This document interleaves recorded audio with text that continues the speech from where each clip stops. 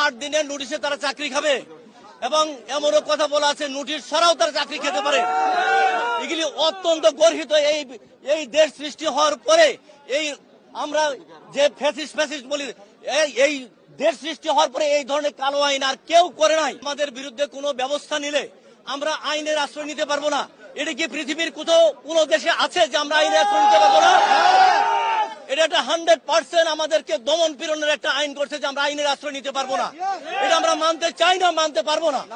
এবং এই আইন করার সময় আপনি যে কথাটা জিজ্ঞাসা করছিলেন অত্যন্ত রেসপেক্টের সাথে আমি বলছি, আমরা সচিবালয়ের একজন লোক আমরা জানি না যে আমরা যারা স্টেক হোল্ডার, আমরা যারা এর সাথে সংশ্লিষ্ট, আমরা যারা ক্ষতিগ্রস্ত হচ্ছে, আমাদের সাথে কোনো আলাপ আলোচনা করে তারা এই সিদ্ধান্ত নেয় নাই।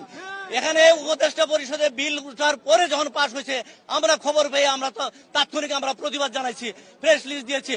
এবং আপনাদের মাধ্যমে আমরা জানতে চাই, সরকারকে এই আলটিমেটাম দিতে চাই, আমরা যারা স্টেক হোল্ডার আমাদের সাথে কথা না বলে এই ফাইল যেন আইন মন্ত্রণালয়ে না যায়। যদি যাই তাহলে আমরা আইন মন্ত্রণালয়ে তালা চাবি দিয়ে আমরা বন্ধ করে দিতে বাধ্য। এবং এর মধ্যে দেখেন আপনারা জানতে চেয়েছেন, এখানে আছে যে আমরা যদি রুম থেকে বাথরুমেও যাই এটাও তারা আমাদেরকে অন্য আইনে ফেলাইয়া আমাদেরকে শাস্তি নিতে পারবে।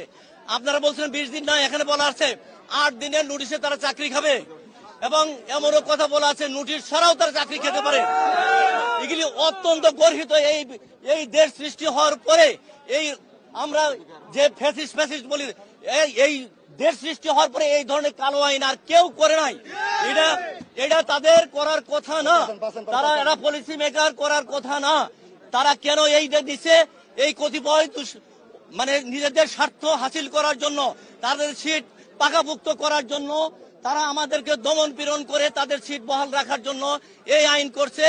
এটা আমার ধারণা যে প্রধান উপদেষ্টা না বুঝে তাকে মিসগাইড করে এই আইনটা স্বাক্ষর করানো হয়েছে।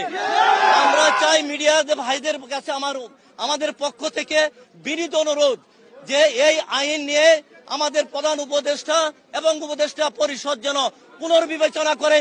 কারণ যে আমলারা এটা পুট আপ করছে তারা কিন্তু আমাদের সাথে কোনো আলোচনা করে নাই। তারা এর অনেক সময় দেখেন, আপনারা দেখেছেন বৃহস্পতিবারে মাত্র 1 ঘন্টা মিটিং করছে, আর বাদ বাকি মিটিং হয়তো বলে স্যাররা হয়তো এই জিনিসটা দেখার সুযোগ পায় নাই। জি প্লিজ বলেন। হ্যাঁ, পরবর্তী কর্মসূচি